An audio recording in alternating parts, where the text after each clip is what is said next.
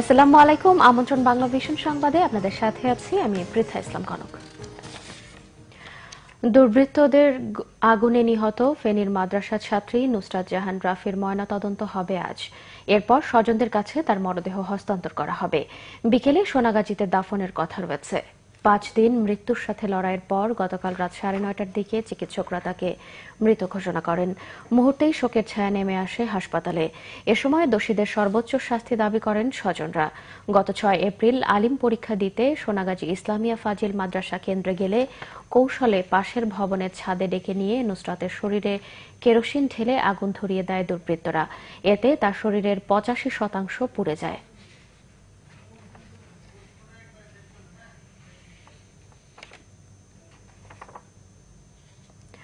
দর্শক, এই মুহূর্তে ঢাকা মেডিকেলে আছেন আমাদের সিনিয়র রিপোর্টার জিয়া খান। সরাসরি কথা বলবো তার সাথে। জিয়া, নুসরাতের ময়নাতদন্ত কি শুরু হয়েছে এবং এ বিষয়ে আমাদের বিস্তারিত জানাবেন।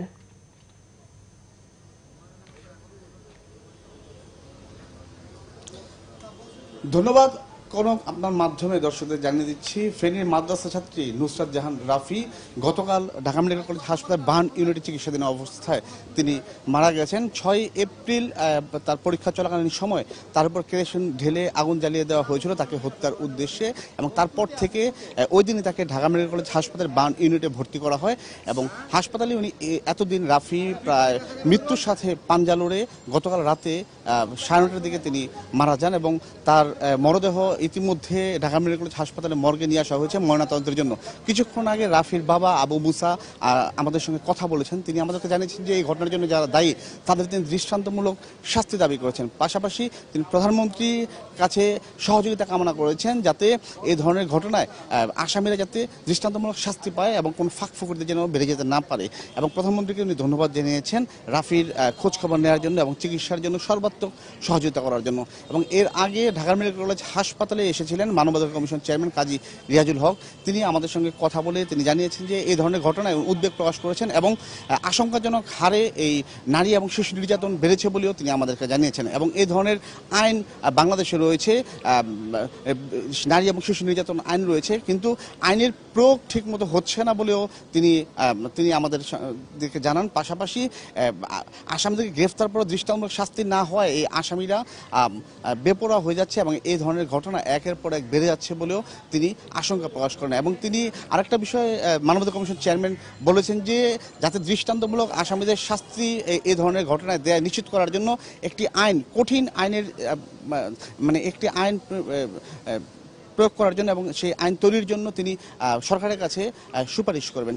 তো কনক, আপনি জানেন যে রাফির আজকে ময়নাতদন্তের পর তার বাবা আমাদেরকে জানিয়েছে যে তার মরদেহ নেওয়া হবে সে ফেনীর সোনাগাজী স্কুল মাঠে, সেখানে তার জানাজা হবে। জানাজা সে পারিবারিক কবরস্থানে তার দাফন সম্পন্ন করা হবে আমাদেরকে জানিয়েছেন। তো কনক, এই ছিল আমার কাছে নুসরাত জাহান রাফির সবশেষ খবর। জি, আপনাকে ধন্যবাদ। টেকনাফ ও মেহেরপুরে গোলাগুলিতে ২ জন নিহত হয়েছে। পুলিশের দাবি নিহতরা মাদক ব্যবসায়ী। পুলিশ জানায় টেকনাফের ওয়াইক্যাং পশ্চিম সাতঘরিয়া পাড়ায় বন্দুকযুদ্ধে নিহত হয় মাদক ব্যবসায়ী কাশেম। এ সময় আহত হয় ২ পুলিশ সদস্য। ঘটনাস্থল থেকে উদ্ধার করা হয় অস্ত্র ও বিপুল পরিমাণে ইয়াবা। এদিকে বুধবার রাতে মেহেরপুরের গাংনী উপজেলার হারাভাঙ্গা গ্রামে বন্দুকযুদ্ধে নিহত হয় মাদক ব্যবসায়ী ফজলুর রহমান ওরফে ফজু। অন্যদিকে রাজধানীর মোহাম্মদপুরে র্যাবের সাথে বন্দুকযুদ্ধে এক মাদক ব্যবসায়ী নিহত হয়েছে। আন্তর্জাতিক প্রসঙ্গ, ভারতের ১৭তম লোকসভা নির্বাচনের ভোট শুরু হয়েছে। আজ ভোট হচ্ছে ১৮টি রাজ্য ও ২টি কেন্দ্রশাসিত অঞ্চল সহ পশ্চিমবঙ্গেও। লোকসভার পাশাপাশি ৪টি বিধানসভা নির্বাচনেরও ভোট নেওয়া হচ্ছে আজ। স্থানীয় সময় সকাল ৭টায় শুরু এই ভোট চলবে বিকেল ৪টা পর্যন্ত। পশ্চিমবঙ্গে ৪২-এর মধ্যে ২টি আসনে ভোট হচ্ছে আজ। কোচবিহার ও আলিপুরদুয়ার আসনে মূল লড়াই হবে তৃণমূল ও বিজেপির মধ্যে। কোচবিহারে ফরওয়ার্ড ব্লক ছেড়ে তৃণমূলে যোগ দেয়া পরেশ চন্দ্র অধিকারীর বিপক্ষে লড়ছেন বিজেপির নিশীথ প্রমাণিক। আলিপুরদুয়ারায় তৃণমূল সাংসদ দশরথ তির্কের প্রতিদ্বন্দ্বী আদিবাসী আন্দোলনের নেতা বিজেপির জন বার্লা। ভোট হচ্ছে অরুণাচল প্রদেশ, আসাম, ছত্তিশগড়, মণিপুর, মেঘালয়, উত্তরাখণ্ড রাজ্যের বেশ কয়েকটি আসনে।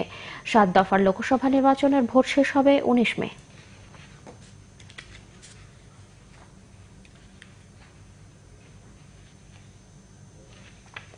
দর্শক, এই ছিল এখনকার মতো। পরের সংবাদ বেলা 12টায় দেখার আমন্ত্রণ রইল। এছাড়া ফেসবুকে বাংলাভিশন সংবাদ দেখতে সরাসরি লগ ইন করতে পারেন facebook.com/বাংলাভিশনে।